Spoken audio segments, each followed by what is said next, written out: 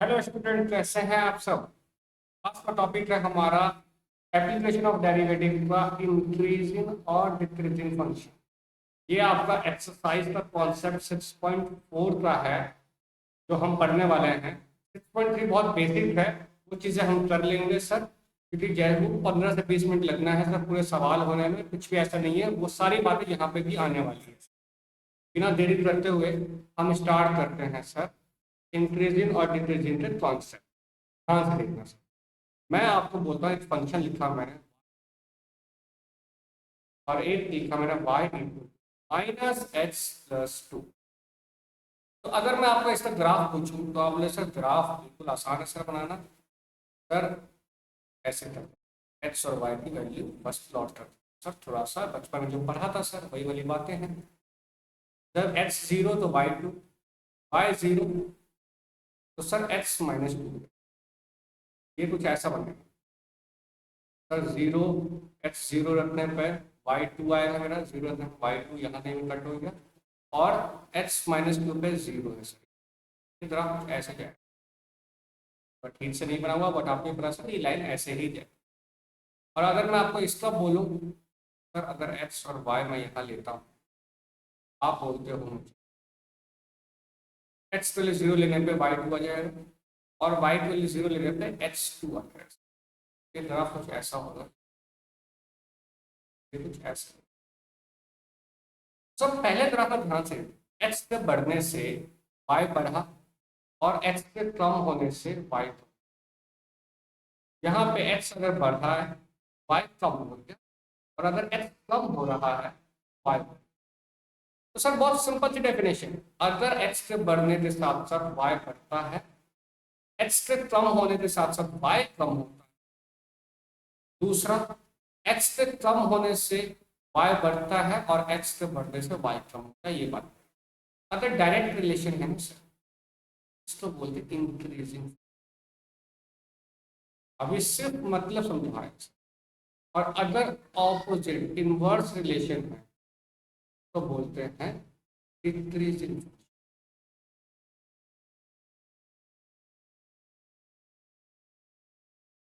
ठीक है जी। तो अभी बस इतना ही बात पड़ी सर। एक ग्राफ था, एक्स के बढ़ने के साथ वाई बढ़ा, एक्स के कम होने के साथ वाई कम हुआ तो वो इंक्रीजिंग है। और अगर ऑपोजिट इनवर्स रिलेशन में एक्स बढ़ा वाई कम हुआ, या एक्स कम हुआ तो वाई बढ़ा, वो डिक्रीजिंग। इतनी बात समझ में आपकी। पॉज करके ये चीजें उतार। ठीक है जी। हम बढ़ते हैं आगे। अब समझना,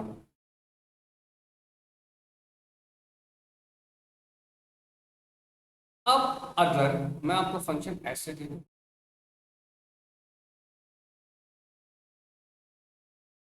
ठीक है जी, और फिर मैं आपसे पूछूं सर क्या ये इंक्रीजिंग है या डिक्रीजिंग है, तो आप बोले सर मैं एक्स की वैल्यू पुट करूंगा, वाई भी बढ़ रहा है तो इंक्रीजिंग, एक्स की वैल्यू पुट करने पर वाई, एक्स के बढ़ने पर वाई कम हुआ तो डिक्रीजिंग। सर बार बार हम ऐसे चेक नहीं कर सकते, तो तरीका होता है सर चेक करने का। तरीका जानने से पहले आपको ये बात जरूर बताना चाहिए सर कि सवाल किस तरह से हो सकता है। अब सवाल किस तरह से पूछ सकता है कि भैया इसमें से दो तरह के सवाल पूछते हैं।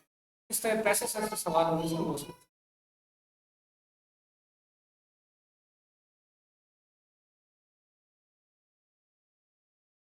पहला से वो आपको बोल देगा भैया आप शो करो कि जो एफ एक्स है, जो फंक्शन है मेरा, वो इंक्रीजिंग है या डिक्रीजिंग। इसमें स्ट्रिक्टली वर्ड भी आता है, वो बातें हम अभी पढ़ेंगे थोड़ी देर में।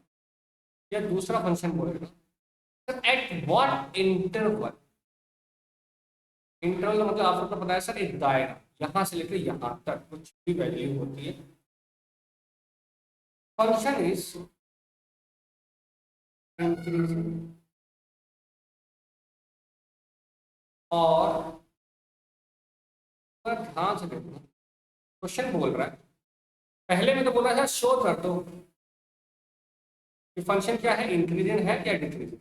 पर दूसरे में बोल रहा है कि हम आपको बता रहे हैं कि फंक्शन क्या इंक्रीजिंग है या डिक्रीजिंग है, आप क्या बताना, आप तो हो इंटरवल बताना है। सर किस इंटरवल पे फंक्शन इंक्रीजिंग होगा या फिर डिक्रीजिंग होगा? सर दो तरह के सवाल होंगे सर। सर इंटरवल वाले कैसे होंगे? सर इंटरवल कैसे दे देगा, चीजें भी समझते हैं। हमने सिर्फ ये चीज समझी, सर फंक्शन के बढ़ने से एक्स के बढ़ने से वाई बढ़ा तो इंक्रीजिंग फंक्शन, एक्स के बढ़ने से वाई कम हुआ या एक्स के कम होने से वाई बढ़ा तो डिक्रीजिंग। उसके बाद हमने देखा टाइप्स ऑफ क्वेश्चन, दो तरह से ही सवाल पूछे जाएंगे। पहले बार बोलेगा कि फंक्शन इंक्रीज हो रहा है या डिक्रीज हो रहा है, या फिर दूसरी बार वो बताएगा कि फंक्शन डिक्रीज हो रहा है सर या फिर इंक्रीज हो रहा है। आप बता दो कहाँ से लेकर कहाँ तक फंक्शन इंक्रीज होगा, कहाँ से लेकर कहाँ तक फंक्शन, समझते हैं पहले वाली बात।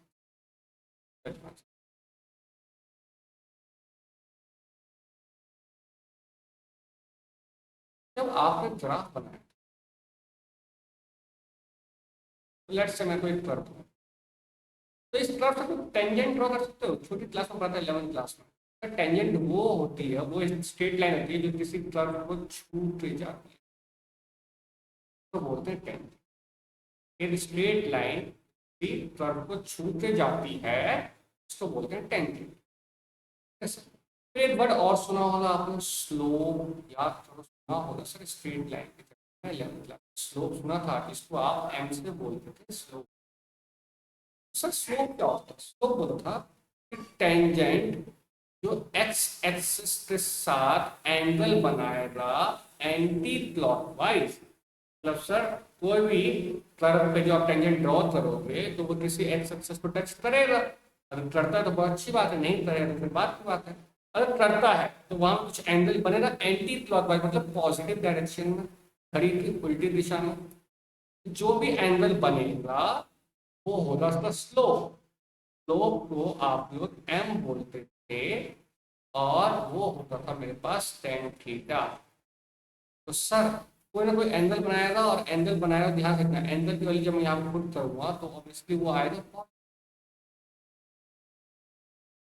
ठीक है जी। तो सर इस जो स्ट्रेट लाइन ड्रॉ हुआ है, ये टेंजेंट ड्रॉ हुआ है, इससे स्लोप मेरा क्या है, बहुत बताना।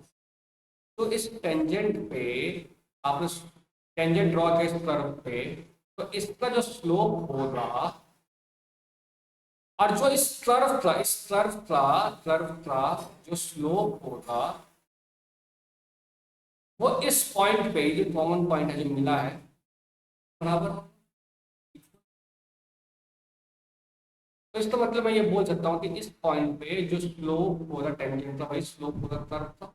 और कर्व का स्लोप आप सबको बहुत अच्छे से पता क्या होता है sir, slope of curve. Slope of curve होता है डेरिवेटिव ऑफ,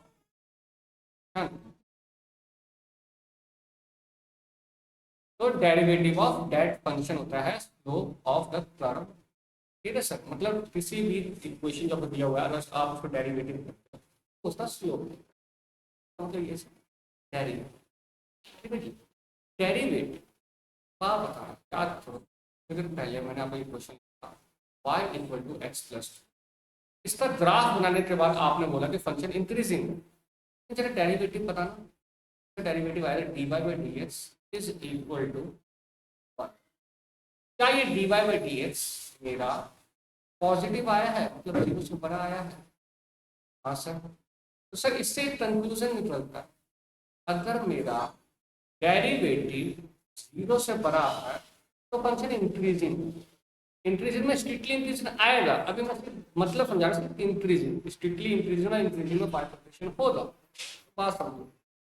डेरिवेटिव जीरो से बड़ा है, एफ डेफ एक्स आपका जीरो से बड़ा है, तो पहले से आराम से पॉज करके उतार लेना। ये आप पॉज करो, ठीक है, उतार लेना, कर लिया सर। उसके बाद ये चीज पॉज करके कितना होगा, डन सर, आगे बढ़। फिर मैंने आपको बोला एक फंक्शन और था y equal to minus x plus, जब इसका डेरिवेटिव आप लोग निकालोगे तो आप बोलोगे सर माइनस वन। क्या मैं बोल सकता हूँ कि जो d y by d x आया वो लेस देन जीरो आया, इससे ये फंक्शन क्या हो गया सर? सर क्या समझाने की कोशिश कर रहा हूँ मैं, यहाँ पे समझाने की कोशिश कर रहा हूँ सर डेरिवेटिव से ही सब बातें होने वाली है। डेरिवेटिव जीरो से छोटा है तो इंक्रीजिंग, जीरो से बड़ा है तो increasing। अब इस बात को मैं 5 ग्राफ बनाने वाला हूं, मैं ध्यान से। पहला graph, graph function x y, और ये ग्राफ ऐसे है। तो ये ग्राफ देखते पता चल रहा है फंक्शन क्या है, इंक्रीजिंग, एक्स से बढ़ने के साथ वाई बढ़ रहा है, एक्स से कम होने के साथ वाई कम। और एक बात ध्यान से, क्या ये मैं बोल सकता हूँ F dash x is three, zero से बड़ी आएगी हमेशा? हाँ सर, डेरिवेटिव इसका जीरो से बड़ा आएगा सर। तो सर अगर डेरिवेटिव जीरो से बड़ा है ना, फंक्शन ना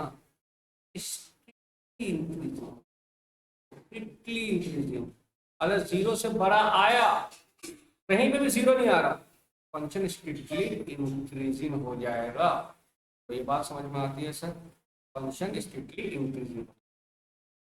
तो पहला ग्राफ ये है सर, फर्स्ट ग्राफ ये वाई, वाई डैश, ये एक्स, ये एक्स, ये ऐसा ऑब्वियसली नीचे तरफ भी बढ़ रहा होगा, ये ऊपर तरफ भी बढ़ रहा होगा सर। तो फंक्शन स्ट्रिक्टली इंक्रीज। खुद से पॉज करके उतार लीजिएगा। दूसरी बात सर, सेम ग्राफ बना रहा हूँ बट थोड़ा सा चेंज क्या कर रहा हूँ सर, ये बढ़ रहा है, ये बीच में स्ट्रेट लाइन है, फिर बढ़ रहा है। तो बड़ा ध्यान से देखना इस वाले पार्ट सर, इस वाले पार्ट यहाँ से लेकर यहाँ तक क्या हो रहा है सर, इंक्रीज हो रहा है। यहाँ से लेकर यहाँ तक क्या हो रहा है सर, इंक्रीज हो रहा है सर। बट सर ये जो पार्ट है ना, ये वाला पार्ट, इतना पार्ट जो है तो देखना ध्यान से। अगर मैं बोलता हूँ यहाँ पे कोई ए है और इसके नीचे कोई बी है, जब एक्स की वैल्यू ए से बी तक बढ़ रही है तो इसके बीच में वाई मेरा कांस्टेंट रहा सर। वाई अगर यहाँ पे 2 है तो इतने दूर तक में वाई 2 था, 2 ही रहा। बात समझ में आती है? सिर्फ इतनी दूर छोड़ के फिर बढ़ रहा है सर, एक्स बढ़ने से फिर यहाँ भी बढ़ रहा है सर। एक बात बताओ, अगर अगर एक्स के बढ़ने से वाई बढ़ता तो आप बोलोगे डेरिवेटिव बड़ा आएगा, ठीक है सर। तो ये एफ डैश एक्स जीरो से बड़ा किसके लिए है, एक ये स्ट्रेट लाइन जा रही है और एक ये। और अगर एक्स के बढ़ने के साथ वाई नहीं बढ़ रहा, कांस्टेंट रहा है, तो वहां पे डेरिवेटिव सर कैसे, एक बात बताओ, मैंने अभी थोड़ी देर पहले बोला डेरिवेटिव होता है टेन थीटा।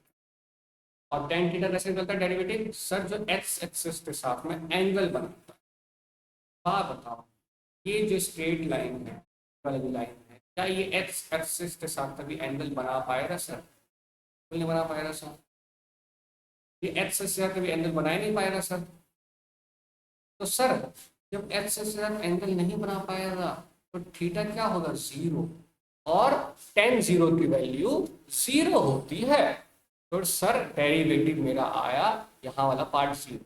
अब इनको कंबाइन करूं तो मैं ऐसे लिख सकता हूँ एफ डैश एक्स अगर जीरो से बड़ा या जीरो के बराबर आ गया, सर फंक्शन एफ एक्स बोल रहा हूँ, F x is only increasing, मतलब सिर्फ इंक्रीजिंग।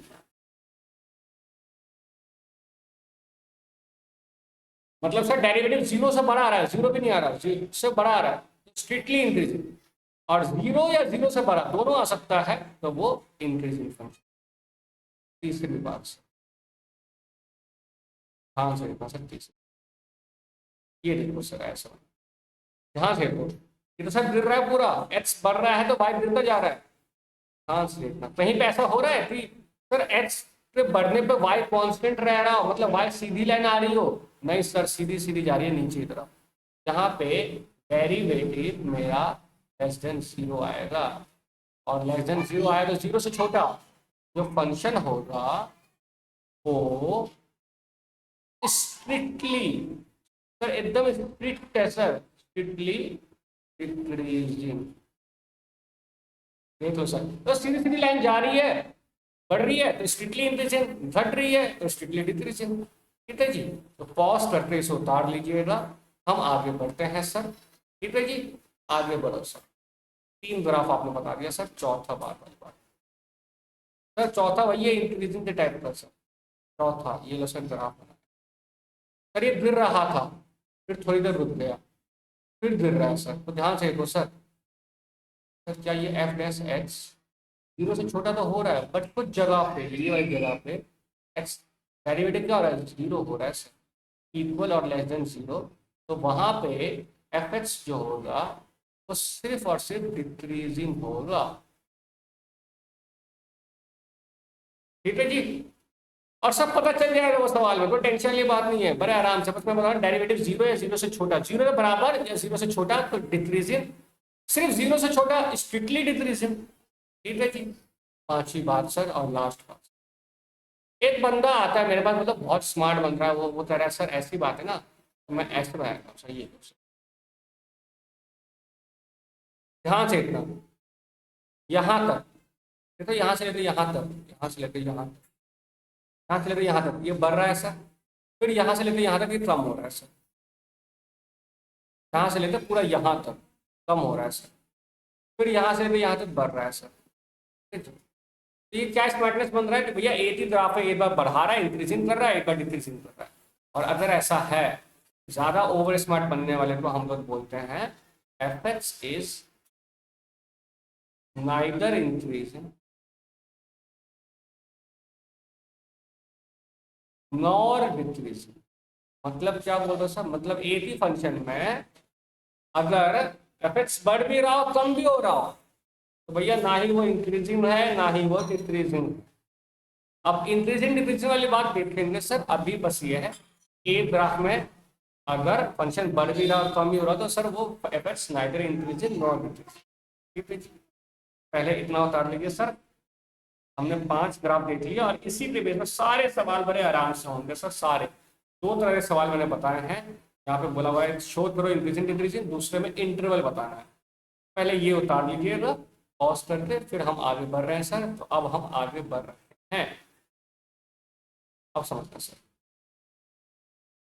सर मुझे याद रखना है सर, डेरिवेटिव जीरो से बड़ा स्ट्रिक्टली इंक्रीजिंग, जीरो या जीरो से बड़ा सिर्फ इंक्रीजिंग। स्ट्रिक्टली डिक्रीजिंग कब होगा, जब जीरो से छोटा हुआ, और सिर्फ डिक्रीजिंग कब हुआ, जब जीरो या जीरो से छोटा। ठीक है जी। आगे बढ़े सर, बढ़ते हैं सर।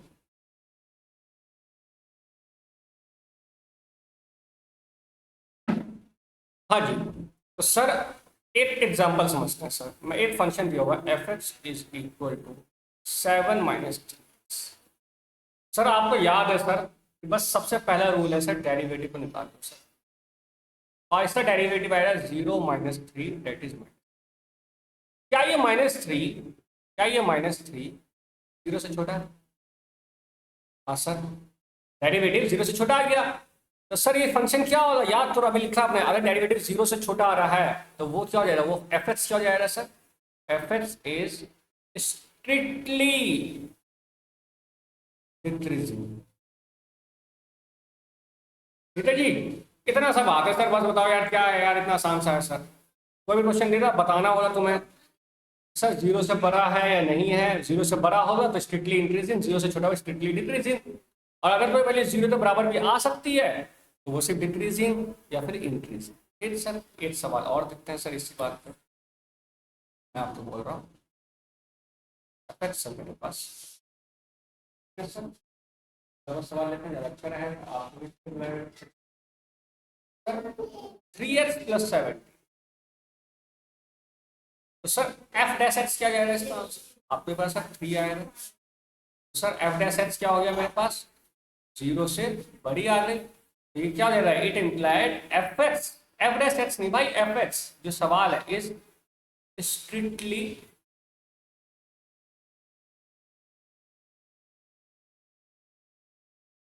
बोलो भैया, बात समझ में आती है जी, बुलाती होगी भाई, मेरी सत्तर नहीं समझ में आया, बहुत ईजी है सर।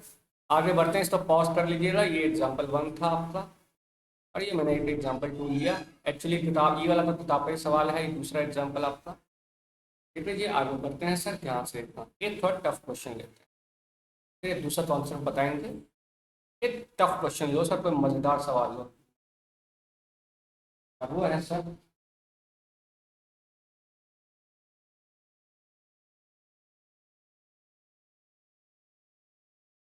हाँ जी, सवाल है सर आपके एक्सरसाइज का क्वेश्चन नंबर 7 है 6.4 का। सवाल दिया हुआ एफ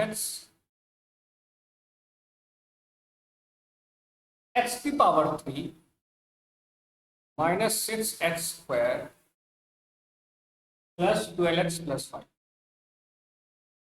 ठीक है जी। तो भैया एफ डैश एक्स निकाल दो पहले तो।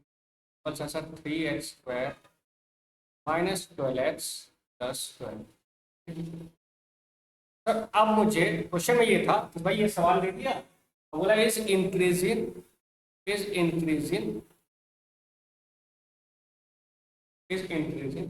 On real. तो भैया इसमें ध्यान से देखना सर, अब आपको इस फंक्शन को इंक्रीजिंग बताना है। इंक्रीजिंग बोला हुआ है सर, कोई बात नहीं। फाइनल आंसर में देखेंगे स्ट्रिक्टली इंक्रीजिंग है या नहीं, आपको ये प्रूव करना है। तो एक बात बड़े ध्यान से देखना सर, ये मैंने डेरिवेटिव किया, इसका मतलब ये है कि इंक्रीजिंग प्रूफ करने के लिए मुझे जीरो से बड़ा प्रूफ करना है, जीरो या जीरो से बड़ा। तो आपको ये बात पता है सर। ठीक सर, कॉमन क्या आ रहा है सर, इसमें 3 आ रहा है, तो इस पूरे फंक्शन में आ जाता है, इस पूरे फंक्शन को मुझे जीरो से बड़ा प्रूफ करना होगा या जीरो के बराबर, जीरो के बराबर या जीरो से बड़ा, इसलिए इंक्रीजिंग आपने पढ़ा था। तो 3 कॉमन लेने पर ये आया x² माइनस 4x।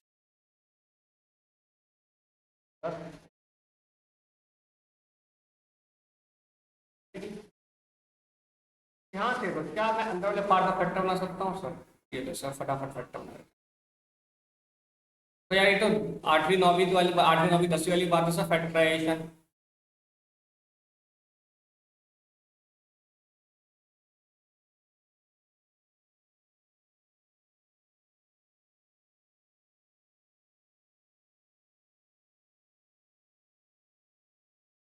हाँ जी, ये आया मेरे पास। ठीक है जी, इतनी बात तो समझ में आती है सर। अब एक बात बताओ, मैं एक्स की कुछ भी वैल्यू ले लूं, कुछ भी, ठीक, क्या ये स्क्वायर की वजह से मेरा ये वाला पार्ट हमेशा पॉजिटिव आएगा? एक्स की कुछ भी वैल्यू ले लो, अंदर नेगेटिव आएगा, स्क्वायर करने में पॉजिटिव आएगा, बिल्कुल सही बात है सर। तो ये ओवरऑल पॉजिटिव आ सकता है। हाँ जी, क्या ये ओवरऑल पॉजिटिव आ सकता है? बिल्कुल आ सकता है। बट क्या ये जीरो भी आ सकता है? बिल्कुल आ सकता है सर, जीरो। अगर मान लो, अगर आप एक्स की वैल्यू 2 ले लोगे, अंदर वाला part zero, zero into 3 zero. तो सर देखो ना, इसका मतलब ये हुआ, इसका मतलब ये हुआ कि ये function F dash x, final आज लेता हूँ सर, 2 लो रे, 2 लो ले, तो इक्वल टू जीरो हो जाएगा, ये ना सर इक्वल टू जीरो। और 2 को छोड़े कुछ भी ले लो सर, जीरो से बड़ा है। क्या मैं बोल सकता हूँ ये लिखने के बाद there f dash x is greater than equal to zero? सकता हूँ ना भाई, बिल्कुल लिख सकता हूँ। जब ये बात प्रूव कर दिया इस पर ऐसा देयर फॉर एलिक्स यहाँ पे क्योंकि लिखो, और ये है sir therefore f x, ठीक है ना, एफ एक्स इज इंक्रीजिंग, और क्या करते हैं इंक्रीजिंग ऑन रियल। देख लो सर, इंक्रीजिंग क्यों? इंक्रीजिंग का मतलब क्या था? इंक्रीजिंग मतलब था सर एफ डैश एक्स मेरा जीरो या जीरो से बड़ा आना चाहिए।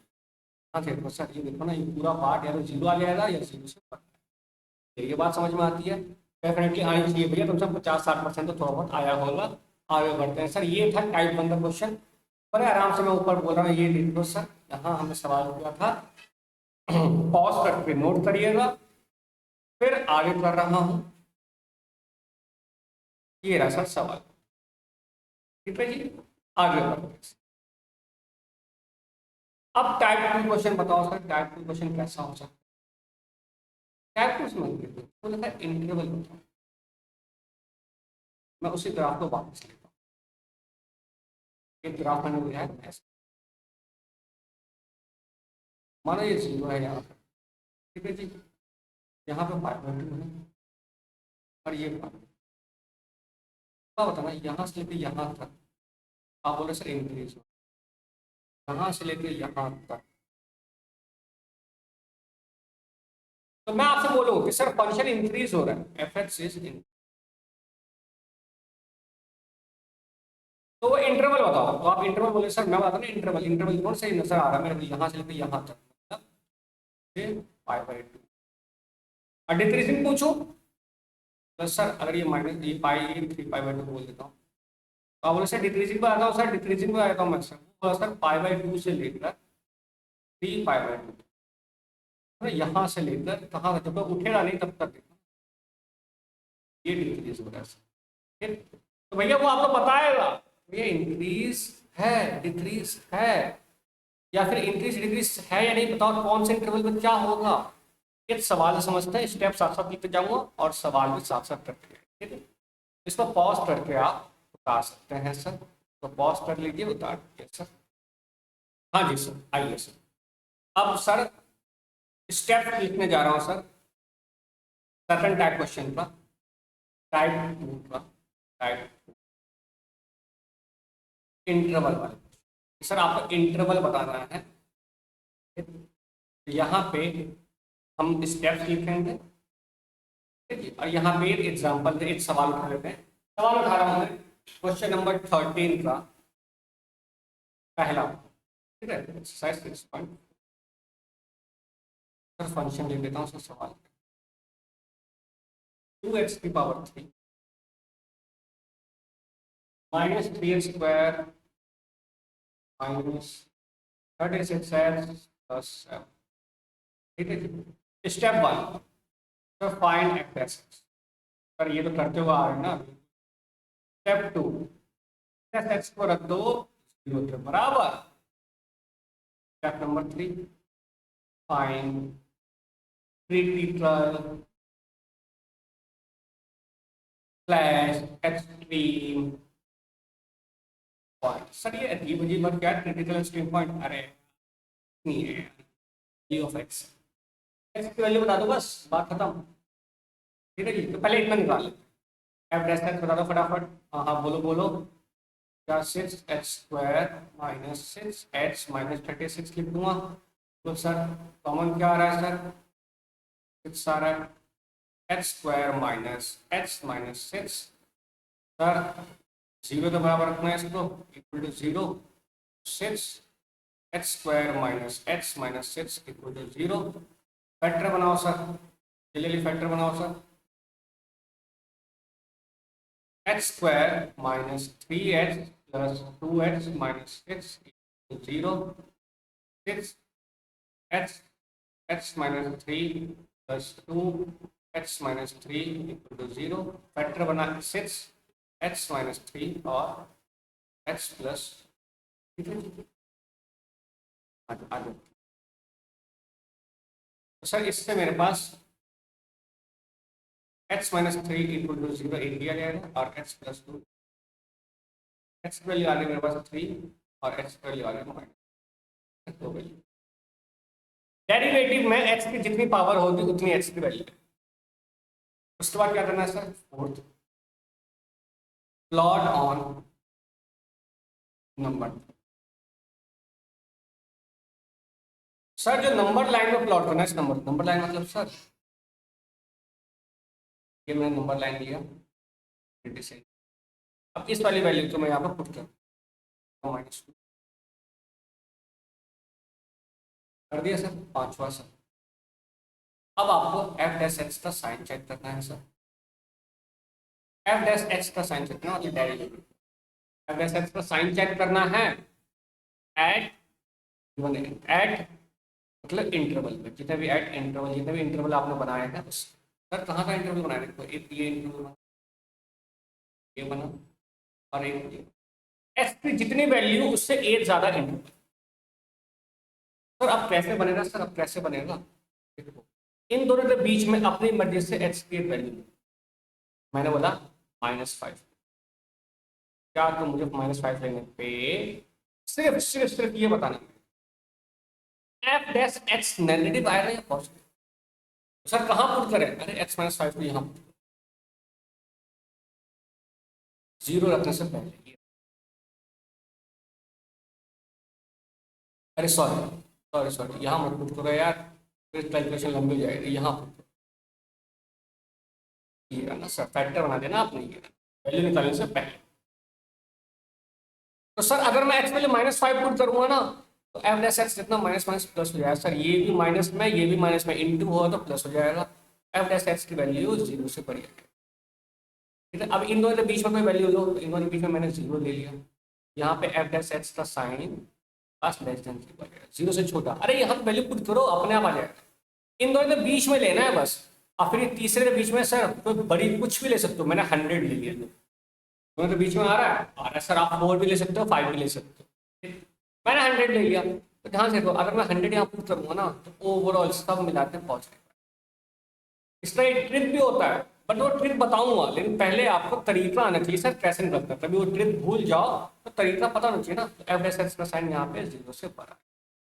अब आप ही बता दो यार, पता है आपको कि अगर एफ डैश एक्स 0 से बड़ा आता है तो उस पॉइंट पर वो जो इंटरवल होता है उस पर फंक्शन क्या होगा, इंक्रीजिंग होगा या स्ट्रिक्टली इंक्रीजिंग होगा? आंसर इज स्ट्रिक्टली इंक्रीजिंग होगा। कि सर 0 से बड़ा आ रहा है ना, एक बात देखो यहाँ पे सर, बस साइन इंटरवल चेक कर लिया आपने, बस इंटरवल, बस इतना सा स्टेप था बस सर। अब मैं लिखने जा रहा हूँ आंसर। तो F x is strictly increasing at interval, कहाँ 0 से बड़ा था, माइनस इंफिनिटी से -2 एंड 3 से इन। ठीक है जी। और F x is strictly decreasing eight interval -2 से। सर ये ओपन इंटरवल क्लोज, ये क्या ओपन का साइन क्यों दिया आपने इंटरवल में? अरे भैया 0 से बड़ा आ रहा है, अगर 0 के बराबर होता तब हम क्लोज इंटरवल लेते। तो जब स्ट्रिक्टली की बात आती है तो वहां पे ओपन इंटरवल लेते हैं, जहां पे सिर्फ इंक्रीजिंग या डिक्रीजिंग आएगा तो वहां पे क्लोज इंटरवल लेंगे। ठीक है जी, सवाल और करेंगे समझ में आएगा। ठीक है जी। एट -2 सर इंटरवल बता दिया, देखो हमने इंटरवल बता दिया सर। सर किस किस इंटरवल पे स्ट्रिक्टली इंक्रीजिंग है? इस इंटरवल पर। इस पर डिक्रीजिंग है, इस पे। एक बात बताओ, इंटरवल 1 से ज्यादा जब आ रहा है, एंड लिखने से अच्छा कुछ और लिखो सर। क्या लिखो सर? 11th क्लास में एक वर्ड था, कितना मैं निशान बना रहा, वर्ड को हम ऐसे, और इसका एक्सप्लेन यहाँ मतलब लिखते हैं सर। इसका मतलब होता है यूनियन, मतलब साथ में, टुगेदर, जो आपने सेट के चैप्टर में पढ़ा था सर। यूनियन एंड क्या पे यूनियन लिख दे रहा हूँ मैं। यूनियन का मतलब पहले यहाँ से लेकर यहाँ तक, यूनियन यहाँ से लेकर यहाँ तक, मतलब ये भी लेना है एंड ये वाला पार्ट भी लेना है। ठीक है जी। देखो कितना आराम से सवाल हो गया सर। क्या था सर सवाल? सर डेरिवेटिव निकालना है, निकाल लिया सर। 0 के बराबर रखकर एक्स की वैल्यू निकालेंगे। एक्स की निकालने के बाद नंबर लाइन में ड्रॉ करेंगे, कितना इंटरवल बनेगा, हर इंटरवल के बीच में आप अपनी मर्जी से वैल्यू पुट करोगे सर, बीच में उनके। और एफ डैश एक्स का साइन देखोगे, 0 से बड़ा आ रहा है तो इंक्रीजिंग, 0 से छोटा आ रहा है डिक्रीजिंग, प्लस स्ट्रिक्टली। ये आप बता लो सर, ये है सर स्टेप और साथ में क्वेश्चन। इसे करिए पॉज और उतारिए। मैं बढ़ रहा हूँ आगे। ठीक है जी, ये मैं बढ़ा आगे। ये है सर आगे वाला पार्ट। इतना सही सर सवाल का सर। बोलिए, बात समझ में आती है सर? आई होप ये चीज़ें क्लियर होगी। बस मैं इतनी ही बात करवा रहा हूँ सर आज। अब बड़े आराम से चीज़ें समझना, और क्वेश्चन की मैं आपको होमवर्क दे रहा हूँ, बस वो चीज़ रहती ना, बड़े आराम से सवाल होगा सर। तो होमवर्क में ध्यान देना सर। जो आपका होमवर्क है वो है exercise 6.4, question number 1, question number 2, question number 3, question number 13 का 1 से लेकर 4th पार्ट। ये है सर आप। ठीक है जी, बाकी हम नेक्स्ट क्लास में करेंगे। अभी के लिए गुड नाइट एंड बाय।